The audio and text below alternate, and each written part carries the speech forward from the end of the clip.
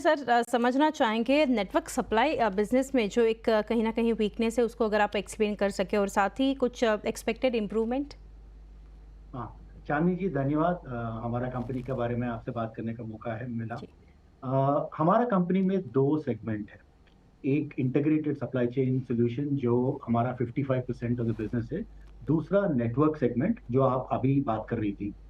जो integrated supply chain business है, इसमें हम लोग कंपनी को long term supply chain solution provide करते हैं। और वो सेगमेंट में हमारा रेवेन्यू एकदम बढ़िया चल रहा है। आप देखेंगे तो इस क्वार्टर में 13.8% उसका ग्रोथ हुआ लास्ट ईयर का मुकाबले में। और पिछले क्वार्टर के हिसाब से भी वो ठीक है। तो हमारा इसका ऊपर डील फ्लो भी ठीक है। और अगले 2 क्वार्टर में भी इसी तरह का हमारा हम लोग का रन रेट इसका इस सेगमेंट में दिख रहा है। तो सप्लाई चेन के बारे में लेके हम लोग एक्चुअली बहुत पॉजिटिव है। ये पहले क्यों नहीं बता रहा हूँ, क्योंकि पहले बिफोर जस्ट नेटवर्क सेगमेंट के बारे में बात करने के पहले ये ज़रूरी है कि ये 55% ऑफ द कंपनी बढ़िया चल रहा है, इसके बारे में आपको बताना। अभी नेटवर्क सेगमेंट में हमारा हम 2 तरह का काम करते हैं। एक जो एक्चुअली कॉज़ कर रहा है इसका डिक्लाइन, ग्लोबल फ्रेट फॉरवर्डिंग। इस ग्लोबल फ्रेट फॉरवर्डिंग में हम हमारा पास 8-9 लेन है ग्लोबली, जहां हम लोग ओशन या एयर के जरिए गुड्स मूव करते हैं between different parts of the world. आपको पता होगा कि कोविड के जरिए क्या हुआ था, इस सेगमेंट में rate ocean liner rate freight rate बहुत बढ़ गए थे। अभी कोविड के बाद वो रेट कम होने लगे। इसीलिए इस सेगमेंट में रेवेन्यू थोड़ा डिक्लाइन हुआ। ये जो हमारा अंदाजा ये है कि अभी जो क्वार्टर 2 में हमने जो रेट देखा, उसके बाद मोर और लेस अभी स्टेबलाइज़ हो गया, यही हमारा एस्टिमेट है। तो अगले 2 क्वार्टर में नेटवर्क सेगमेंट का रेवेन्यू स्टेबल रहेगा। सप्लाई चेन सेगमेंट का रेवेन्यू जैसे बढ़ रहा है वैसा ही बढ़ता जाएगा। तो उस हिसाब से कंपनी का परफॉर्मेंस रहेगी। मैं एक और चीज़ भी बोलना चाहता हूँ। अगर आप हमारा मार्जिन देखें, अगर आप इस क्वार्टर लास्ट ईयर पिछले क्वार्टर से कंपेयर करेंगे, हमारा रेवेन्यू कम हुआ था अराउंड 15%, बट हमारा कॉस्ट भी उतना ही से कम हुआ। इसका कारण हमारा मार्जिन एक्चुअली बढ़ गया है। एंड ये जो बढ़ावा है, हमारा ये एस्टिमेट है कि अगले 2 क्वार्टर में भी इस क्वार्टर में जो मार्जिन हमें दिखा, उसी मार्जिन दिखेगी। साथ ही सर मार्जिन्स के ऊपर अगर आप बात कर रहे हैं तो कुछ मार्जिन आउटलुक शेयर करना चाहेंगे कब तक डबल डिजिट होता देखेंगे। नो डाउट आपने जैसे कि बताया इस क्वार्टर में तो हम ग्रोथ देख रहे हैं, but double digit by when?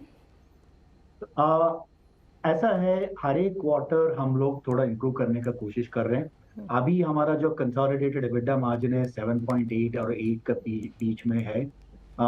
ये बढ़ता जाएगा, ये बढ़ता जाएगा। हमारा टारगेट है कि इवेंचुअली उस डबल डिजिट में जाना है।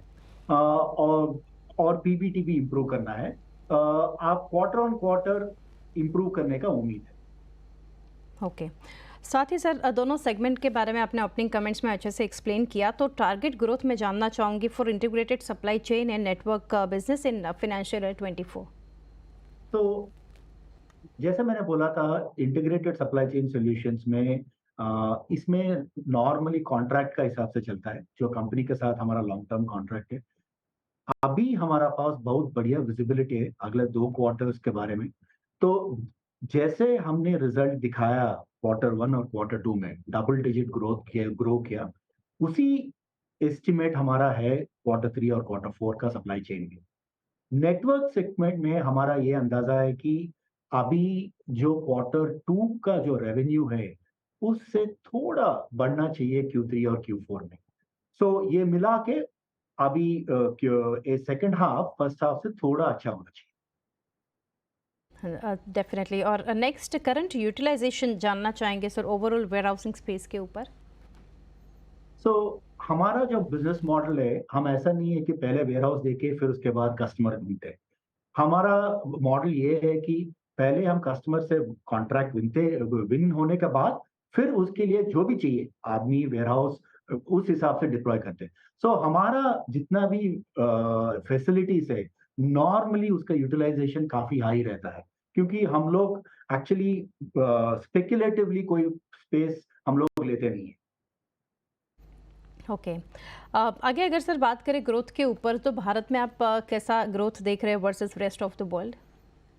तो हमारा एक्चुअली इनफैक्ट अच्छा हुआ आपने ये क्वेश्चन पूछा। एक्चुअली अगर आप देखेंगे तो हमारा ग्रोथ बहुत सेक्युलर है, मतलब भारत में भी ग्रोथ आ रहा है और बाहर रेस्ट ऑफ द वर्ल्ड में भी आ रहा है। ये इसलिए आ रहा है क्योंकि रेस्ट ऑफ द वर्ल्ड में हमारा पास अच्छा कस्टमर रिलेशनशिप्स है।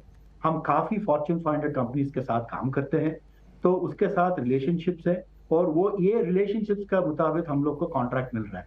सो अगर तो हमारा जो ग्रोथ है रेस्ट ऑफ द वर्ल्ड में, वो उस कंपनी का उस कंट्री का जीडीपी से थोड़ा अलग है, क्योंकि हम अगर कंपनी से कॉन्ट्रैक्ट विन कर सकते हैं, हम जीडीपी से बहुत ज्यादा ग्रो कर सकते हैं एंड वही हुआ है। आप देखेंगे तो फर्स्ट हाफ में रेस्ट ऑफ द वर्ल्ड में हम डबल डिजिट ग्रो किया है। सो सप्लाई चेन बिजनेस में भारत में भी और रेस्ट ऑफ द वर्ल्ड में भी हम लोग ग्रो कर रहे हैं। जी, डेफिनेटली। नेक्स्ट अगर नए क्लाइंट्स एडिशन के ऊपर इस क्वार्टर में सर अगर आप बता सकें, और आउटलुक फर्दर टैब्स के ऊपर, क्योंकि लॉन्ग टर्म क्लाइंट्स और कॉन्ट्रैक्ट्स जैसे कि हम जानते हैं with M&M, Sony, hyundai, Ashok Leyland, TVS motor जैसी कंपनियां हैं, आगे कुछ टाइप के प्लान्स? तो हमारा जो स्ट्रैटेजी है दो तरीका का है। हमारा पास काफी फॉर्च्यून 500 क्लाइंट्स ऑलरेडी है। सो उन क्लाइंट्स के साथ हम हमें हमेशा ये चाहते हैं कि उनसे ज्यादा कॉन्ट्रैक्ट मिले, क्योंकि ये जो फॉर्च्यून 500 क्लाइंट्स है उनके पास बड़ा सप्लाई चेन स्पेंड है और वो हमारा सर्विसेज को अप्रिशिएट करते हैं। तो हमारा पहला स्ट्रैटेजी है कि ये जो क्लाइंट हमारा पास ऑलरेडी है, उससे हम लोग कॉन्ट्रैक्ट विन करें। दूसरा नया लोगो विन करना है। अगर आप देखेंगे तो करीब 8 से 10% हमारा जो रेवेन्यू है, जो नया कॉन्ट्रैक्ट या नया क्लाइंट से हम लोग को मिल रहा है। Q2 में भी, Q1 Q2 में भी ऐसा ही हुआ और हमारा जो एस्टिमेट है आगे जाके भी ऐसा ही रहेगा। ओके। रवि सर, नेक्स्ट अगर डेट के ऊपर बात करें, तो कुछ क्या कंपनी के फर्दर प्लान है फॉर डेट रिडक्शन? हाँ, तो हमारा आईपीओ हुआ था अगस्त में। हम्म।